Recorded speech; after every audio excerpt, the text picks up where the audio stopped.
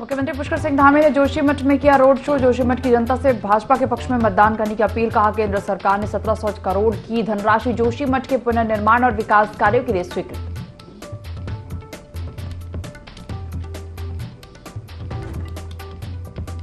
आज देवभूमि में चुनाव प्रचार करेंगे गृह मंत्री अमित शाह। कोटद्वार में जनसभा को करेंगे संबोधित। अनिल बलूनी के समर्थन में मांगेंगे वोट।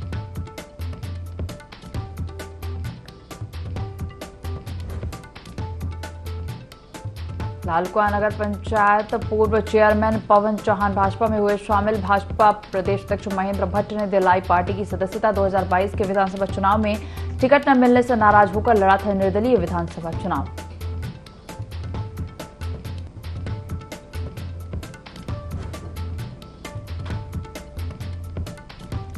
रुड़की में कांग्रेस प्रत्याशी वीरेंद्र रावत के पक्ष में किया रोड शो। बोले धर्म के नाम पर बांटने वालों को सत्ता से करना है दूर। डबल इंजन की सरकार में अंकिता भंडारी को नहीं मिला इंसाफ।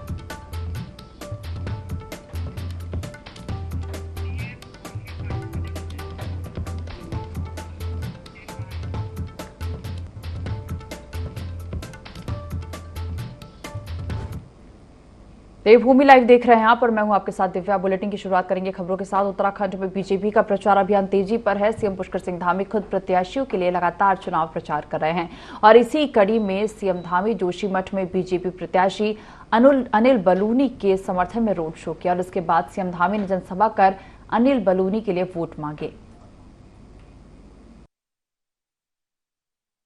उनके लिए आपका मत, आपका समर्थन मांगने आया हूं। हम सब जानते हैं 10 सालों में मोदी जी ने देश को बुलंदियों पर पहुंचाने का काम किया है। आज भगवान बद्री विशाल का पुनर्निर्माण का काम हो रहा है। यहाँ से माणा तक का सड़क बन रहा है, माणा पास बन रहा है। एक बहुत ऐतिहासिक काम जो प्रधानमंत्री मोदी जी ने आपके जनपद से किया। तो अपने संबोधन में उन्होंने कहा कि ये माणा गांव, जिसको अभी तक भारत का अंतिम गांव कहते हैं, आज से ये माणा गांव अब ये भारत का पहला गांव होगा भाइयों बहनों। कि हमारा चमोली, हमारा ये जनपद, ये हमारे बद्री विशाल की भूमि, यहाँ से पूरे देश के जितने भी ऐसे गांव हैं उन सभी गांवों को पहले गांव की संज्ञा दे दी गई भाइयों बहनों। बहुत ऐतिहासिक काम मोदी जी के नेतृत्व में जहाँ उत्तराखंड के अंदर हुए। इन्हीं सड़कों की बात आप देखिए भाइयों बहनों। जब हमारे फौज के लोग छुट्टी आते थे, अपना ट्रंक जो बक्सा होता है, वो बक्से को उठाकर 8 किलोमीटर 10 किलोमीटर तक कंधे में रखकर सर पर लाना पड़ता था। वो समय भी हमने देखा है। आप याद करिए वो समय। उस समय को आज हर घर में पानी का नल ले जाकर जल देने का काम। मुख्यमंत्री पुष्कर सिंह धामी ने गढ़वाल लोकसभा सीट से बीजेपी प्रत्याशी अनिल बलूनी के पक्ष में रोड शो कर जनसभा को संबोधित किया। वहीं सीएम धामी के साथ बीजेपी प्रदेश अध्यक्ष महेंद्र भट्ट भी मौजूद रहे। बता दें, जनसभा को संबोधित करते हुए महेंद्र भट्ट भावुक हो गए और भावुक होते हुए अनिल बलूनी के समर्थन में लोगों से वोट की अपील की। वहीं महेंद्र भट्ट के भावुक होने पर सीएम पुष्कर सिंह धामी ने उन्हें सांत्वना दी। मेरी हाथ जोड़ने विनती आप सब लोगों से, जोशीमठ से सर्वाधिक मतों से आपने अनिल जी को जिताना है। मेरी हाथ जोड़ने विनती आप सब लोगों से, जोशीमठ से सर्वाधिक मतों से आपने अनिल जी को जिताना है। बहुत बहुत धन्यवाद। जय भारत। लोकसभा चुनाव का प्रचार अंतिम चरण में है और प्रदेश की 5 लोकसभा सीटों के लिए पहले चरण 19 अप्रैल को मतदान होना है और ऐसे में सभी प्रत्याशी जीत के लिए दम भर रहे हैं।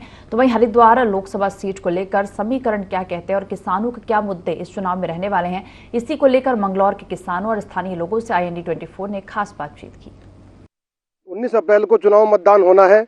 वहीं सभी पार्टियां अपने अपने जीत के दावे ठोक चुकी है और उसी को मद्देनजर रखते हुए आज IND24 की टीम हमारे द्वारा हमारे लक्ष्य बनाया है कि हम खेत से लेकर शहर तक जाने की आज जो हमने निर्णय लिया है, उस निर्णय पर हम चल रहे हैं कि जनता का रुझान क्या है, कौन सी सरकार इन लोगों को चाहिए और कैसे प्रत्याशी इनके सांसद के रूप में इनके बीच में आना चाहिए। हमारे साथ किसान जुड़े हुए हैं जो अभी अपने खेत में काम कर रहे थे। हम इनसे जानना चाहेंगे कि इनका रुझान क्या है, कैसी सरकार इनको चाहिए, कैसी सरकार चाहिए आप? हमें मोदी सरकार चाहिए। मैं शुरू से आखिर तक मोदी सरकार चाहा। मोदी सरकार ने आपको क्या दिया है ऐसा जो आप मोदी सरकार को वोट देना चाहते हैं? मोदी सरकार ने सब कुछ दे रखा है। हमें सबसे पहले हमारी पेंशन बनवाई थी हमारी अम्मा जी की और ये योजना चलेगी बहुत और हमारे किसान पेंशन बहुत मिल रही है हमको और स्वास्थ्य कार्ड मिल गया और हमारा ये आयुष्मान कार्ड भी है और ऐसी बहुत सी चीज़ें हैं जो हमें मोदी सरकार ने दी हैं।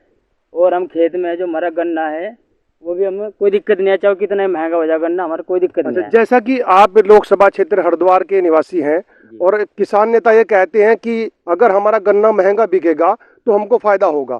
अगर गन्ना आप लोगों का महंगा बिकेगा तो उसमें कुछ गरीबों को कुछ नुकसान होगा या फायदा होगा? नहीं, इसमें कोई नुकसान नहीं है जी, इसमें तो फायदे फायदे है। गन्ना अगर हम महंगा देंगे तो हमें सामान भी इतना ही महंगा मिलेगा। अगर गन्ना चाहे कितना भी महंगा हो कोई दिक्कत नहीं, सामान कितना भी महंगा हो, सिलेंडर महंगा हो चाहे सब्सिडी कोई भी हो, कुछ भी चीज़ हो, हमें कोई दिक्कत नहीं, चाहे महंगा कुछ भी हो जाए, हमें मोदी सरकार चाहिए। जनता विचार चुनावी विचार, यही जानते जानते हम आगे और बढ़ चुके हैं। अभी एक किसान हमारे साथ और जुड़े हैं जो खेत में भी गन्ना छुलाई कर रहे थे, जो अपनी बीज की तैयारी कर रहे थे। इनसे भी जानना चाहेंगे अब की बार किसकी सरकार चाहिए।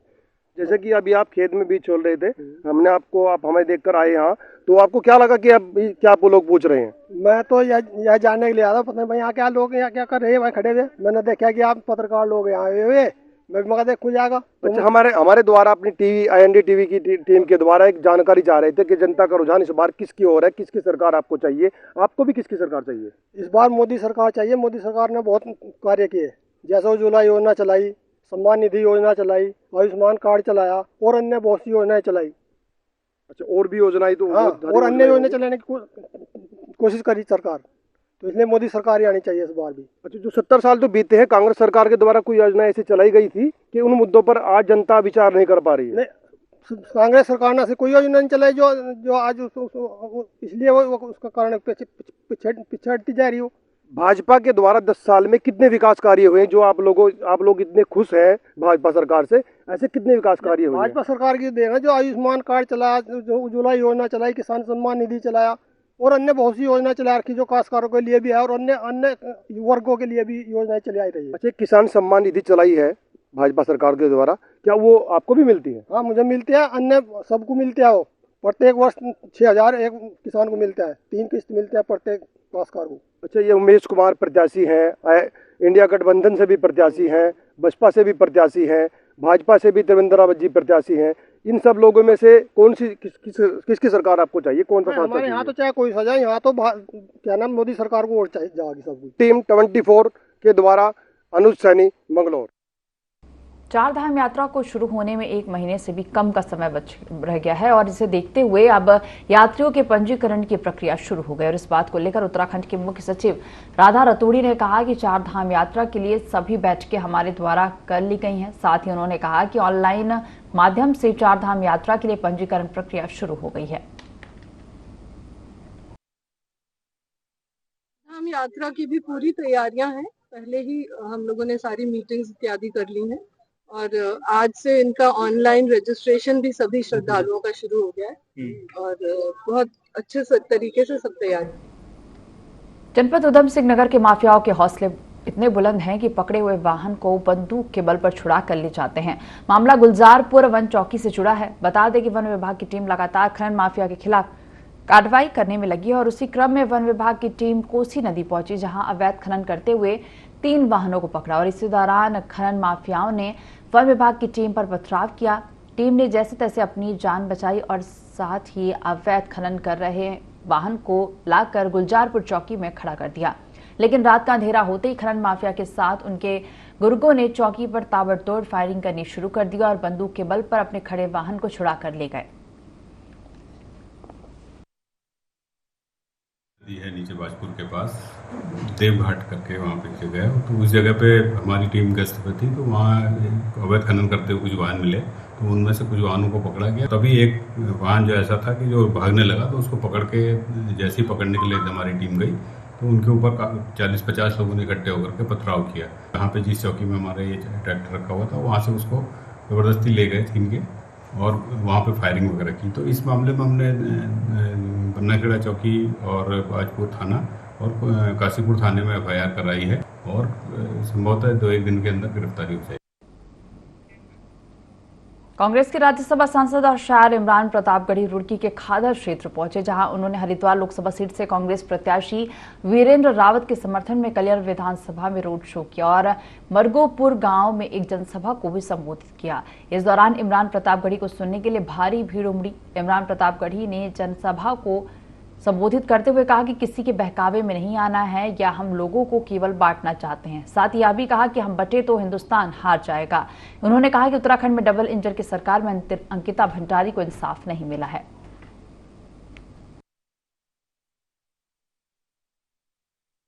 पार्टी की लहर है और उत्तराखंड में भी कांग्रेस पार्टी सारी सीटों पे बहुत मजबूती के साथ लड़ रही है। नरेंद्र मोदी जी की केंद्र की सरकार और यहाँ की डबल इंजन की सरकार दोनों पूरी तरह विफल हैं। उत्तराखंड अंकिता भंडारी के लिए न्याय मांग रहा है और भारतीय जनता पार्टी की सरकार न्याय नहीं दे पा रही। इस वजह से जनता में बहुत गुस्सा है। भारतीय जनता पार्टी की सरकार जा रही है। भारतीय सेना से जुड़े मसले को लेकर हमेशा से ही बीजेपी की केंद्र और प्रदेश सरकार संवेदनशील रही है। सीएम पुष्कर सिंह धामी ने कहा कि केंद्र सरकार के पहले कार्यकाल में प्रधानमंत्री मोदी ने 1 रैंक 1 पेंशन लागू किया और जिसे लेकर सेना में अद्भुत उत्साह देखने को मिला। साथ ही कहा कि सेना के अच्छे उपकरणों की बात हो, उनके खान पान की बात हो, उनके अच्छे कपड़ों से जुड़ी समस्याएं रही हो या उनकी अन्य सुविधाओं से जुड़े मसले रहे हों, सरकार ने सेना के हर पहलुओं पर ध्यान दिया है और पीएम मोदी के शासनकाल में सेनाएं पूर्ण रूप से सशक्त हुई हैं। देखिए, सैनिकों के लिए हमारी पार्टी देश की आजादी के बाद से लेकर हमेशा से समर्पित रही है, हमेशा से हमारी प्राथमिकता रही है। इसीलिए माननीय प्रधानमंत्री जी ने अपने कालखंड में 2014 में सबसे पहले सैनिकों के लिए 1 रैंक और 1 पेंशन लागू की। मैं एक सैनिक का बेटा हूं, इसलिए मैं जानता हूं सैनिकों के परिवार में कितनी चुनौतियां होती हैं, कितनी समस्याएं होती हैं, उनका जीवन कैसे गुजरता है, मैंने उसको बहुत नजदीक से देखा है। तो सेना हमारी प्राथमिकता है। सेनाओं का स्मरण, सेनाओं का प्रोत्साहन हमारी पार्टी हमेशा से करती रही है और हमेशा करती। मुख्यमंत्री पुष्कर सिंह धामी लक्सर के सुल्तानपुर पहुंचे, जहां सीएम ने चुनावी सभा को संबोधित करते हुए कहा कि विपक्षी नेताओं ने एकजुट होकर गठबंधन बना लिया है, लेकिन ये गठबंधन गठबंधन साबित हो रहा है। मुख्यमंत्री ने कहा कि विपक्षी गठबंधन के भ्रष्ट नेता या तो जेल में हैं या अभी तक बेल पर छूटे हुए हैं। मुख्यमंत्री ने यह भी कहा कि मोदी सरकार में भ्रष्ट नेताओं की लूट की दुकान का शटर डाउन हो गया है।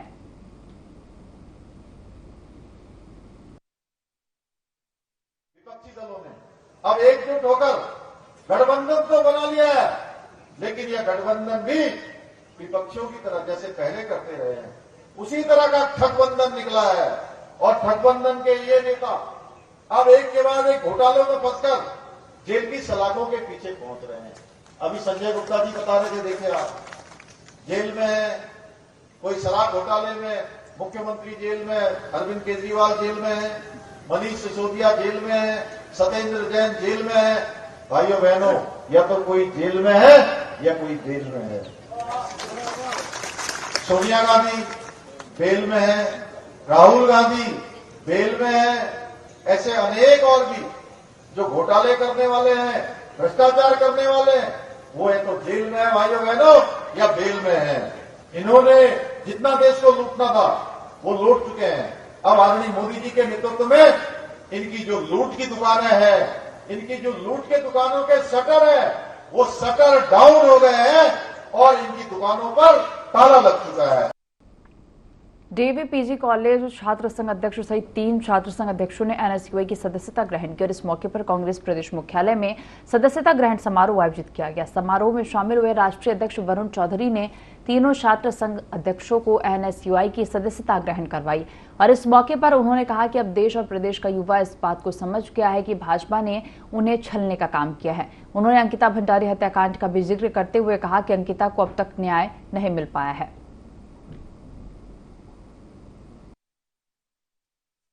राजस्थान में निर्मल चौधरी को एनएसयूआई ज्वाइन कराई। आज मैं उत्तराखंड आया, यहाँ पे हमने तीनों अध्यक्षों को ज्वाइन कराई। सिद्धार्थ यहाँ साथ में, नेगी साथ में, तीनों अध्यक्ष मेरे साथ हैं।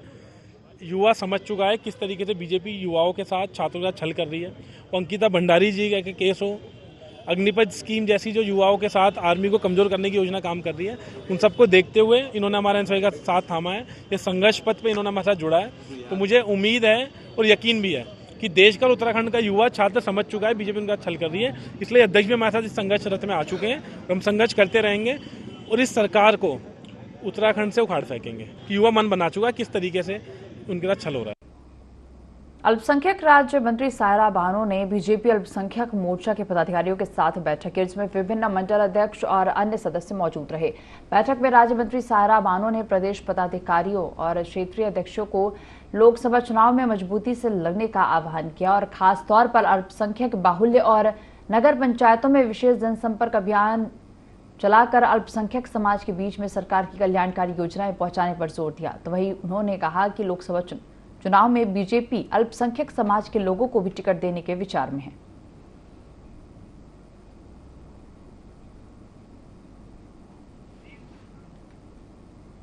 तो अल्पसंख्यक राज्य मंत्री सायरा बानो ने बीजेपी अल्पसंख्यक मोर्चा के पदाधिकारियों के साथ बैठक की और जिसमें विभिन्न मंडल अध्यक्ष और अन्य सदस्य मौजूद रहे।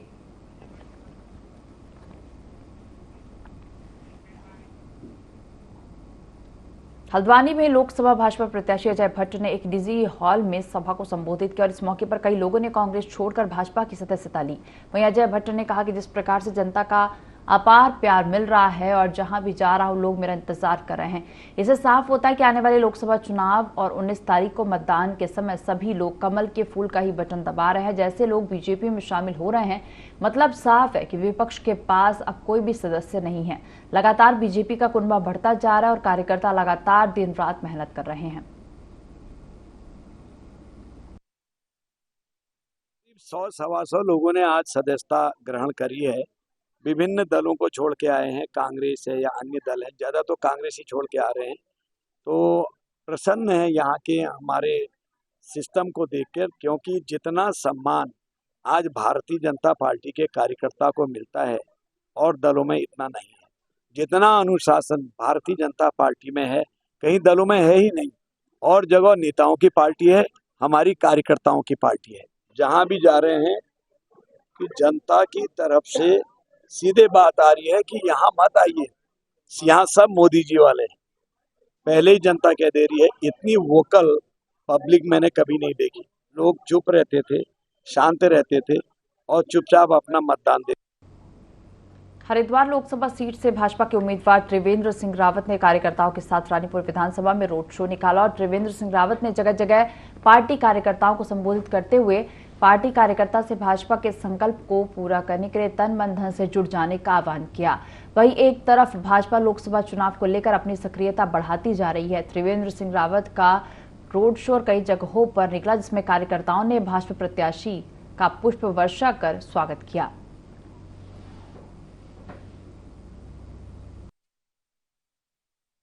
सुबह शुरू हो गया था और बहुत बढ़िया रोड शो हुआ है, जनसंपर्क हुआ है, मैं कहना चाहूँगा। और बहुत अच्छा ये कार्यक्रम हुआ।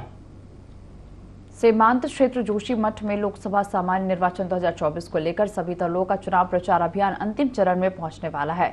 नगर मंडल और ग्रामीण मंडल दोनों क्षेत्र में अधिकतर बीजेपी पार्टी के कार्यकर्ताओं की टोलियां चुनाव प्रचार प्रसार अभियान में बूथों पर नजर आ रही हैं। भारतीय जनता पार्टी के सभी कार्यकर्ता, जिनमें खासकर क्षेत्र के ओबीसी मोर्चा से जुड़े कार्यकर्ताओं और महिला मोर्चा की सक्रिय महिला कार्यकर्ताओं की टोली भी बढ़ चढ़कर गढ़वाल लोकसभा सीट पर अपनी पार्टी के उम्मीदवार अनिल बलूनी के पक्ष में दूरस्थ गांवों में भी डोर टू डोर प्रचार प्रसार अभियान में जुटे हुए हैं। सभी कार्यकर्ता क्षेत्र में जबरदस्त प्रचार प्रसार और जनसंपर्क अभियान चलाकर बीजेपी के अब की बार 400 पार के स्लोगन को दोहरा रहे हैं।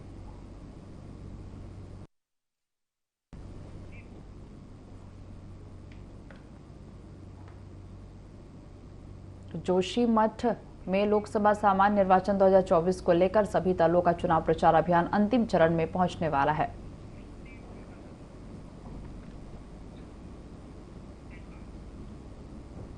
डोईवाला के जीवनवाला क्षेत्र में बजरंग दल की ओर से कुश्ती का दंगल आयोजित किया गया। उत्तराखंड, उत्तर प्रदेश, हिमाचल, हरियाणा और नेपाल के पहलवानों ने एक दूसरे को पटखनी दी। गाजियाबाद और उत्तराखंड के पहलवानों के बीच रोमांचक मुकाबला रहा। वहीं हरियाणा के पहलवानों ने भी खूब दांव पेच लगाया, जिसे देख दर्शक खुशी से झूम उठे।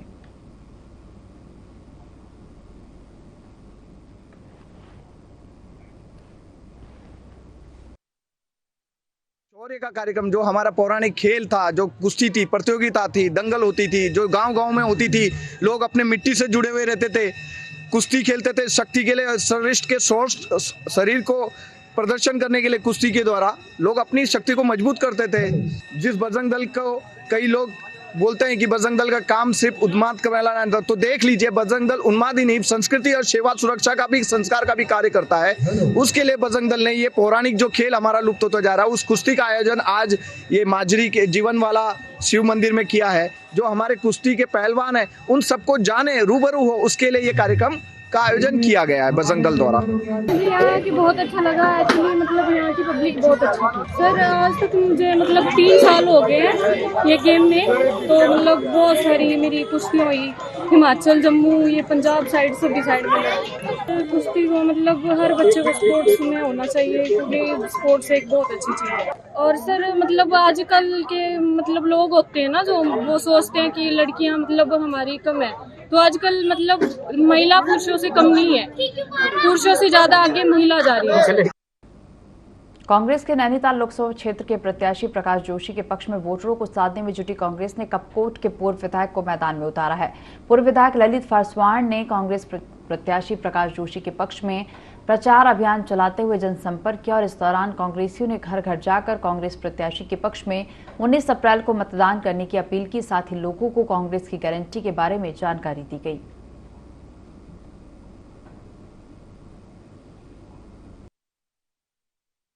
क्षेत्र लोकसभा में भ्रमण कर रहे हैं, रात दिन हर जगह उनकी रैलियां हो रही हैं और जगह जगह पे जनता से, महिलाओं से, बच्चों से रूबरू हो रहे हैं और उनको पूरी तरह से जनता द्वारा आश्वासन मिल रहा है कि अब की बार जो है आपको विजयी अवश्य बनाएगी जनता, क्योंकि जो पूर्व सांसद हैं उनके क्षेत्र में कोई काम नहीं किया उन्होंने, और अपनी निधि जो आती संसद निधि वो भी जो है उन्होंने 40% खर्च कर पाए।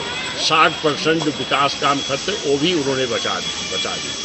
सभी क्षेत्र के अंतर्गत प्रचार प्रसार कर रहे हैं और लालकुआं के क्षेत्र में जो बिंदु खत्ता का क्षेत्र है, लालकुआं ये शहर है, यहाँ पर जिस प्रकार से एक बयार कांग्रेस के पक्ष में दिख रही है, निश्चित तौर पर हमको पूरा विश्वास है कि इस लोकसभा के आसन्न लोकसभा के चुनाव में आदरणीय राहुल गांधी के नेतृत्व में कांग्रेस की सरकार यहाँ से बनेगी। कांग्रेस के सांसद आदरणीय श्री प्रकाश जोशी जी ये भारी बहुमत से यहाँ से जीत के जाएंगे, ऐसा हम सब लोग विश्वास करते हैं। और हमें दिखता है कि भैया जो 400 पार की बात करते हैं, हम कहना चाहते हैं कि जनता कह रही 400 पार नहीं, 400 पर हार, 400 पर हार इनकी होगी तो इनके पास कौन सा सांसद रहेगा, इस बात की गारंटी अभी भी नहीं दे पा। उत्तराखंड में जनता के लिए लोकतंत्र का महापर्व यानी मतदान का दौर शुरू हो चुका है। हालांकि 8 अप्रैल से शुरू हुई यह प्रक्रिया 85 वर्ष से अधिक और दिव्यांग मतदाताओं के लिए है। इसको लेकर संयुक्त मुख्य निर्वाचन अधिकारी नमामि बंसल ने जानकारी दी। पोस्टल बैलेट में 2 श्रेणी थी, जिसमें सभी जनपद में दिव्यांगजन और 85 से ज्यादा वर्ष के मतदाताओं की होम वोटिंग की प्रक्रिया 2 चरणों में पूरी हो चुकी है। उन्होंने बताया कि जो मतदान कर्मी हैं जो पोस्टल बैलेट के लिए योग्य है वो सुविधा केंद्र माध्यम से मतदान कर रहे हैं। उन्होंने बताया कि दूसरी ट्रेनिंग के दौरान ये प्रक्रिया चली है और अब आज से तीसरी ट्रेनिंग की शुरुआत हो गई है और कुछ जनपदों में कल से शुरू की जाएगी। बैलेट में 2 कैटेगरीज थी। एक तो जो हमारी होम वोटिंग की जा रही थी, दिव्यांगजन और जो हमारे 85 वर्ष की आयु से अधिक के मतदाता हैं, उन सबकी 2 चरणों में होम वोटिंग की प्रक्रिया पूरी हो चुकी है सभी जनपदों में। और जो हमारे मतदान कार्मिक, जितने भी हमारे home guards, police personal, security officers, CAPF, ये सारे जितने भी लोग हमारे मतदान में लगेंगे, उनमें से जो पोस्टल बैलेट के लिए एलिजिबल हैं वो सभी फैसिलिटेशन केंद्रों के माध्यम से अपना मतदान कर रहे हैं। वो अभी सेकेंड ट्रेनिंग के दौरान भी प्रक्रिया चली है और अब क्योंकि कुछ जनपदों में आज से 3rd ट्रेनिंग शुरू हो गई है और कल से कुछ अन्य जनपदों में शुरू होगी, तो वो प्रक्रिया 3rd ट्रेनिंग के दौरान भी चलेगी। उत्तराखंड में प्रथम चरण में 19 अप्रैल को मतदान होना और इसे देखते हुए सभी राजनीतिक दलों ने अपने चुनावी प्रचार को अंतिम रूप देना शुरू कर दिया है। सभी दल अपने अपने जीत का भी दम भर रहे हैं। जहां भाजपा देश में अब की बार 400 पार के नारे के साथ चुनावी मैदान में उतरी है, वही उत्तराखंड में भाजपा फिर से 5 लोकसभा सीट जीतने की बात कह रही है। नेता प्रतिपक्ष कांग्रेस यशपाल आर्य का कहना है कि इस बार उत्तराखंड की जनता ने बदलाव का मन बना लिया और उत्तराखंड में कांग्रेस 5 सीटों पर अपनी जीत दर्ज करने जा रही है। भाजपा के राज में राज्य के विकास के लिए कोई भी काम नहीं किया गया।